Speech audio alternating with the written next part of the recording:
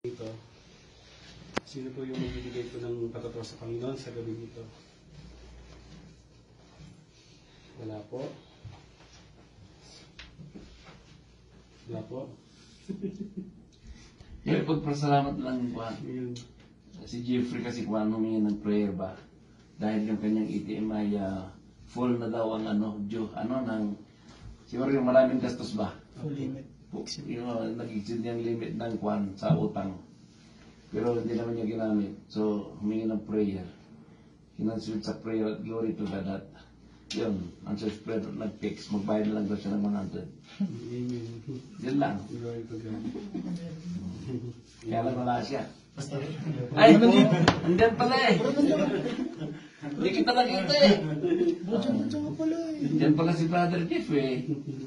Amen po. Sino pa po? Wala na po. Wala na po, tinatawag na po si Brother para po sa making mensahe about prayer.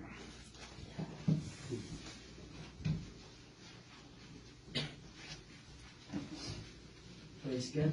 Amen. Amen. Gusto ko din magpasalamat kay Lord at muli niya ay isang pribileyo po na magamit ulit kay Lord. Hindi po isang privilege po. Kaya po, samahan niyo po muna sa opening prayer po. Sige po, klapan natin po. Praise Lord. Good evening, Father. Good evening, Jesus. Good evening, Holy Spirit. Lord, maraming salamat, Lord, sa gabing ito, Lord. Muli naman po ni Lord na dinakon, Lord, sa bahay-sambahan mo, Panginoon. Salamat po, Panginoon, dahil Panginoon, muli mo akong paggagamitin po, Panginoon, ng pagiging daluyan po, Panginoon, ng iyong banal na salita po, Panginoon. Maraming salamat po, Panginoon. At bagong lahat po, Panginoon, pagkalinisan mo, Panginoon, ng aking isipan, aking puso. Bigyan mo ko, Panginoon, ng puso na may pakumbaba po, Panginoon, Yes. isipan na pakumbaba po, Panginoon, at ang kung ano man po, Panginoon, ng mga salita po, Panginoon, na ipagusto mong masabi po, Panginoon, sa aking mga kapatid po, Panginoon, gamitin mo, Panginoon, ang aking mga labi upang maging daluyan lamang po, Panginoon, ng iyong banal na salita po, Panginoon. Salamat po, Panginoon, at kung ano man po, Panginoon, may ihayag mo, Panginoon, sa gabi nito po, Panginoon, itanim mo, Panginoon, sa kanilang isipan, ibigkis mo, Panginoon, sa kanilang liig po, Panginoon, ang mga salita po, Panginoon, na bibigyan ng buhay at maging kalakasan po, Panginoon, bawat isa po, Panginoon. Kaya maraming salamat po, Panginoon. In Jesus' name we pray. Amen. Magandang gabi sa lahat po. Amen. Praise God. Marami po tayo. Samahan niyo po ako sa aklat po sa 2 Chronicles po, chapter 6, chapter 7 po,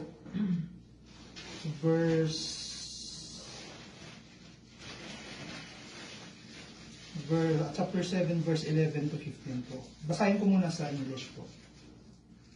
Chapter 7, verse 11 po. 11. When Solomon had finished the temple of the Lord and the royal palace, and had succeeded in carrying out all he had in mind to do in the temple of the Lord and in his own palace, verse 12. The Lord appeared to him at night and said, I have heard your prayer, and I have chosen this place for myself as a temple for sacrifice. 13. When I shut up the heavens so that there is no rain, or command locusts to devour the land, or send a plague among my people. 14.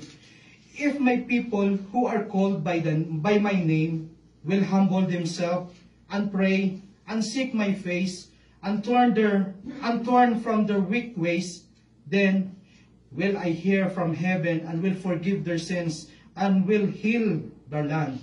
15. Now my eyes will be open and my ears attentive to the prayers offered in this place. Amen po. So, sa wika po ng Tagalog, basahin ko rin po para maliwanag po. Verse 11 po. Naipagawa nga ni Solomon ang templo at ang sarili niyang palasyo. Buong-buo niyang sinunod ang lahat ng plano niya ukol rito. 12. Isang gabi, sinabi ni Yahweh, narinig ko nga ang iyong dalangin. Sinabi niya po kay Solomon, itinangi ko ang lugar na ito para paghandugan ng mga alay sa akin. Verse 13. Maaring ipinid ko ang langit at hindi pumatak ang ulan. Maaring magdala ako ng mga balang upang sanlantain ang mga lupain ito. maaring pagpalaganapin ko sa aking bayan ang mga salot. 14. Ngunit sa sandaling ang bayan na ito na aking pinili ay magpapakumbaba, manalangin, hanapin ako, at talikdan ang kanilang kasamaan, diringgin ko sila, patatawarin ko sila. 15. Diringgin ko nga ang mga dalangin gagawin dito ngayon at magpakailanman. Amen. Amen po sa mga salita.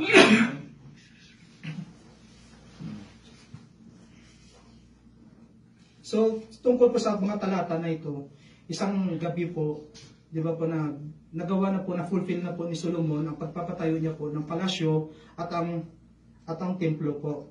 So, nanalangin si Solomon po. At sa panalangin niya, nagpakita po ang Diyos kay Solomon. At sinabi niya kay Solomon na, di ba sinabi niya kay Solomon na, narinig ko ang iyong dalangin. Itinangi ko ang lugar na ito para paghandugan ng mga alay para sa akin. Di ba? Di ba yung napagawa niya na po ang templo po, pero ang tunay po na kautusan ng Diyos, hindi porket po na naghahandog po tayo ng mga sacrifice upang mawala yung ating mga kasalanan. Hindi po sapat na mag-alay po tayo ng sakripisyo upang mawala po yung ating mga kasalanan.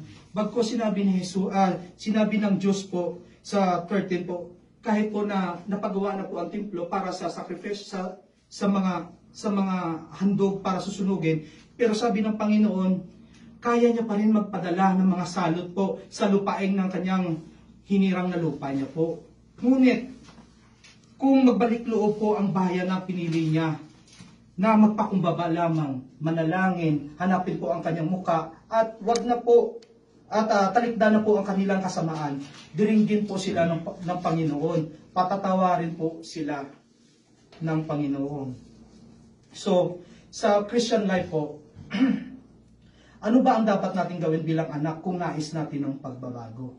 So, sa mga talata na po, na binasa po natin, may apat po tayo na aspito po na kung paano po natin nanaisin na magbago po. Yung will ni Lord para sa atin na hindi naman kailangan ni Lord yung mag-sacrifice tayo. Dahil sabi niya, di ba, na obedience is better than sacrifice. So, ano ang unang gagawin natin? So, sabi ng Panginoon ay magpakumbaba. So, ang ibig sabihin ng pagpakumbaba, di ba, pababain po natin ang ating sarili. So, mga kapatid, hindi pa kayo nagtataka kung pag tuwing nagpipray po tayo, bakit po na hindi po tayo nakataas ng noo, di ba? Pag nagpray tayo, bakit nakayuko po ang ating mga ulo, di ba? Nakayuko po yung mga ulo natin dahil binababa po natin ang sarili natin. Isa din po sa way po na pinapakita po natin na kung gaano po natin nirespeto po ang Diyos. At pinapakita din po natin kung gaano natin kamahal ang Diyos po natin. Pangalawa po, manalangin. Di ba po? Dapat tayong madalangin ng tiyak na naghahanap tayo, nagsisake po tayo sa true na tunay po na Diyos. Hindi po nanalangin tayo kung kanino tayo nanalangin. Di ba po? Nagsisake po tayo sa tunay na Diyos at talikdan po natin ang masasamang lakad po. Madalas tayo ay wala po tayong natatanggap sapagkat po hindi tayo humihiling. Di ba po? Paano po natin matatanggap ang isang bagay na gustong-gusto natin gawin, ngunit hindi naman po tayo humihiling po sa pangalan ni Jesus. At kung humihiling din po tayo, hindi natin natatanggap dahil pabago-bago din po ang ating isip. At hindi din natin natatanggap kung ano man ang hinihiling natin dahil sa wrong motives po natin.